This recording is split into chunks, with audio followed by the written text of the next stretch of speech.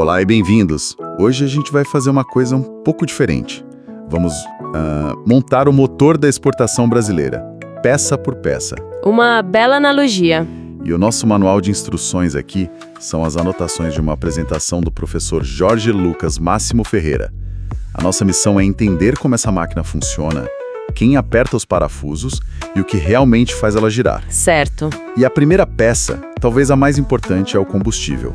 Afinal, o que é, de fato, o ato de exportar? Para além daquela ideia simples de botar um produto numa caixa e mandar para fora. Olha, essa pergunta já coloca a gente no caminho certo. Porque se a gente pensar em exportação só como vender para outro país, a gente está olhando para uma fotografia antiga, sabe? Já ultrapassada. Exato. As anotações do professor já começam quebrando essa ideia.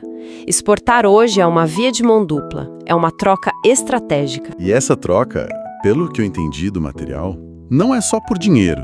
A ideia é buscar competitividade, trazer moeda forte tipo dólar e euro para dentro e absorver tecnologia e até aprender novos jeitos de gerenciar o negócio.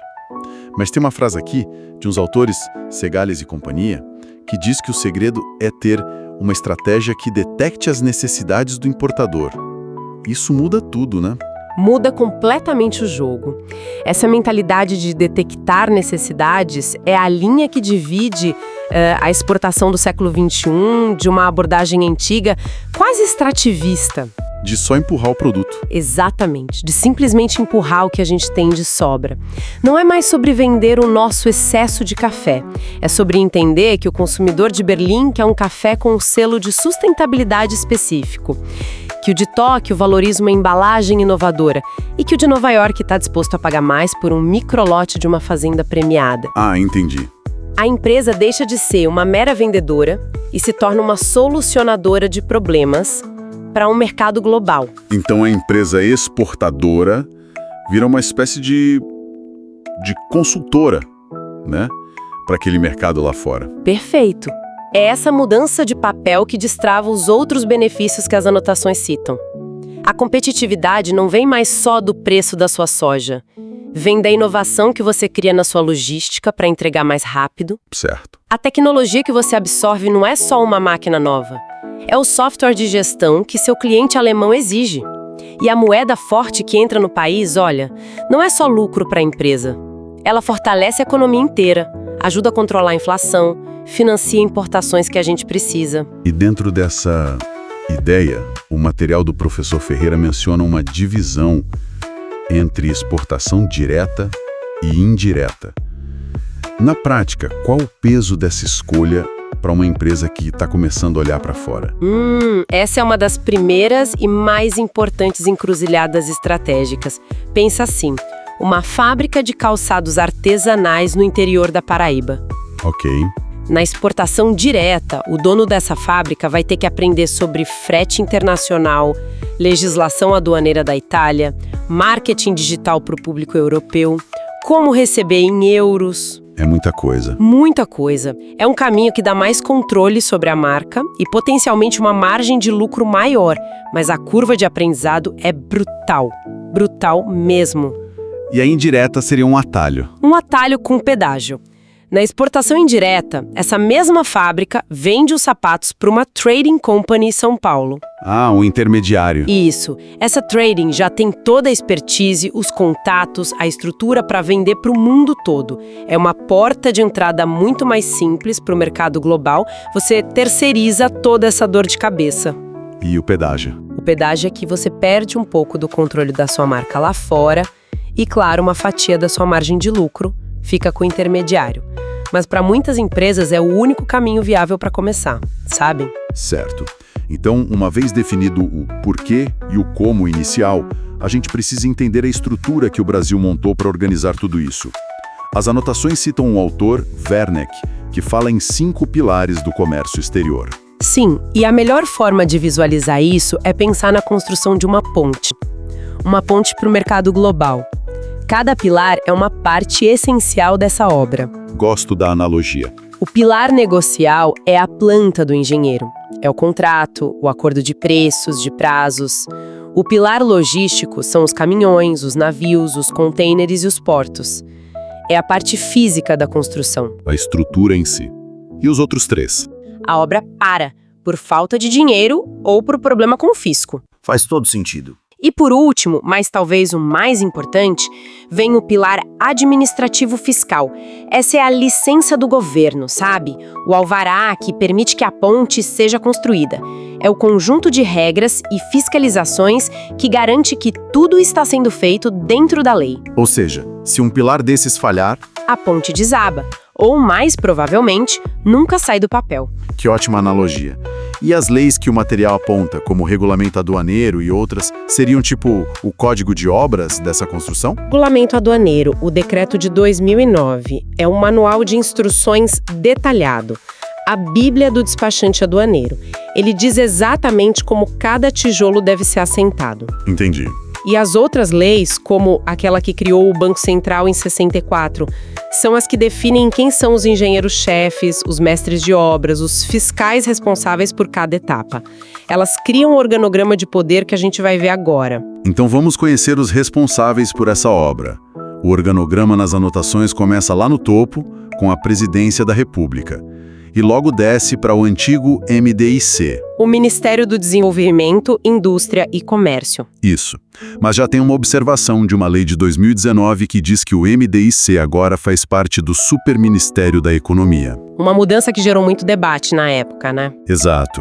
E eu me pergunto, juntar o MDIC ao Ministério da Economia soa eficiente no papel, mas isso não cria um risco? O foco em metas fiscais da economia não pode acabar sufocando a estratégia de longo prazo para a indústria e para o comércio, que precisa de mais do que só equilíbrio nas contas? Essa é a preocupação central. A sua pergunta é muito pertinente.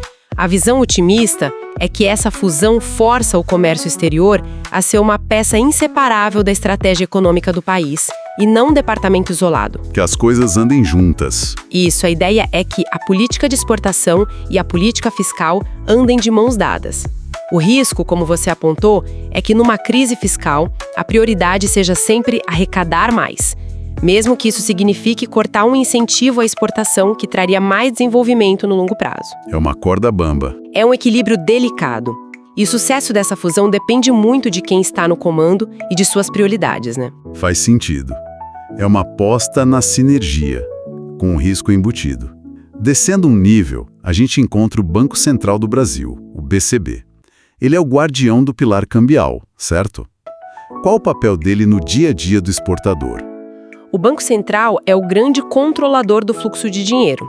Quando aquela fábrica de sapatos da Paraíba vende para a Itália, ela vai receber em euros. Certo. Esse dinheiro não pode simplesmente cair na conta do dono da fábrica.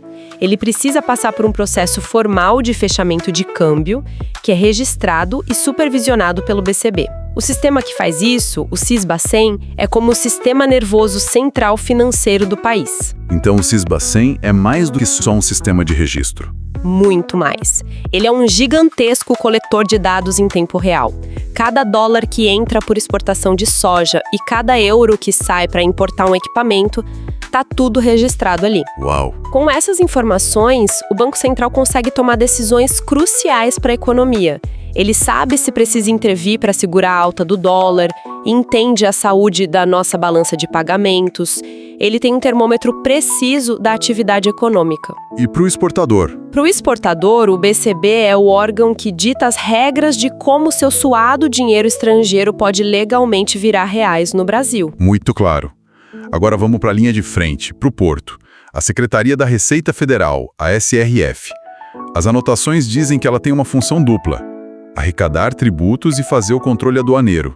Como é que essas duas coisas se conversam na prática? Vamos imaginar um container de café especial do sul de Minas pronto para embarcar em Santos.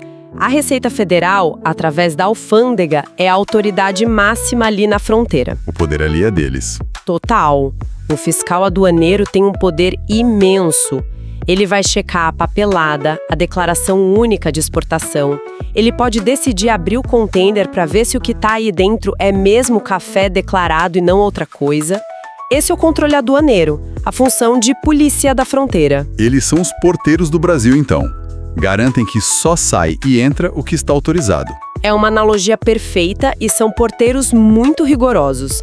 Eu já ouvi histórias de exportadores de frutas frescas que perderam uma carga inteira, coisa de dezenas de milhares de reais. Não me diga. Porque a data em um documento estava errada por um único dia. E não teve negociação. A carga ficou retida, a fruta estragou. Quando se trata da receita, a precisão não é uma opção. É uma questão de sobrevivência para o negócio. E a parte dos tributos? A parte de arrecadação na exportação é um pouco diferente, porque muitos produtos exportados têm isenção de impostos, como um incentivo, né? O papel da Receita aí é garantir que esses benefícios estão sendo usados corretamente e que não há nenhuma fraude fiscal na operação. Espere um pouco, tô tentando entender. Se a Receita Federal já inspecionou a carga no porto, verificou a documentação, por que a gente precisa de outro órgão na lista, a Secretaria de Comércio Exterior, a SECEX, que também fiscaliza coisas como preços e licenças? Não é uma burocracia em dobro? Essa é a dúvida clássica e ela faz todo sentido. Mas os papéis são complementares, eles não se sobrepõem. Se a Receita Federal é o porteiro que faz a verificação física e documental na fronteira, certo. A SECEX é o auditor que analisa a natureza comercial da operação, muitas vezes longe do porto. Como assim, auditor? Me dá um exemplo. Claro. Digamos que uma empresa está exportando madeira. A Receita vai verificar se a quantidade de madeira no container bate com a nota fiscal. Já a SECEX vai fazer outras perguntas. Tipo, essa madeira é de uma área de desmatamento ilegal? A empresa tem a licença ambiental necessária para exportar esse tipo de produto? Outro exemplo, o preço. A SECEX monitora se o valor declarado da exportação está de acordo com o mercado internacional. Para evitar fraude. Exatamente. Para evitar uma fraude comum chamada subfaturamento, onde uma empresa declara um preço muito baixo para, por exemplo, mandar dinheiro para o exterior de forma ilegal.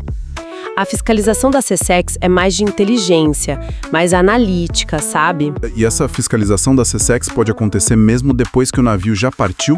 Sim, e essa é uma diferença fundamental. A análise de uma licença especial, por exemplo, é preventiva, tem que acontecer antes do embarque. Mas a análise de preços pode muito bem ser feita a posteriori. Depois que a operação já aconteceu. Isso, cruzando os dados declarados com as cotações do mercado. A SECEX funciona como uma camada de controle estratégico que complementa a fiscalização física e imediata da Receita Federal. Uau! Então, montamos a máquina, saímos do combustível, que é a exportação como ferramenta estratégica, passamos pelas peças fundamentais, a tal ponte com seus 5 pilares, negocial, logístico, cambial, tributário e administrativo. Isso. E, finalmente, identificamos os mecânicos e engenheiros que gerenciam tudo. Desde a grande estratégia no Ministério da Economia, passando pelo controle do fluxo de dinheiro no Banco Central, até fiscalização na ponta, no chão de fábrica do porto, pela Receita e pela SECEX. E a grande lição que fica ao juntar todas essas peças é que o sistema é uma engrenagem complexa e totalmente interligada. Não adianta a empresa ter o melhor produto do mundo com o melhor preço se ela não souber como navegar nessa estrutura governamental. Não adianta mesmo. Para ter sucesso, o empresário brasileiro precisa ser um ótimo produtor, um ótimo vendedor e também um ótimo conhecedor dessa burocracia. Ele precisa entender o que cada uma dessas siglas, BCB, SRF, SECEX, faz e como as decisões delas impactam o seu negócio, diariamente. Não basta ser um bom motorista, é preciso entender de mecânica. Isso levanta uma questão importante para a gente terminar. O material nos mostrou uma estrutura sólida definida por leis e decretos.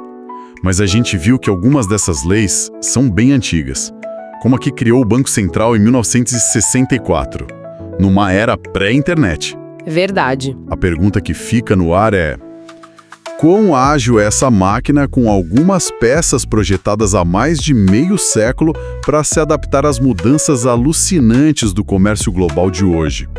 Como ela lida com inteligência artificial otimizando a logística, com as novas moedas digitais ou com as crescentes exigências de sustentabilidade dos consumidores internacionais? Fica aí a reflexão.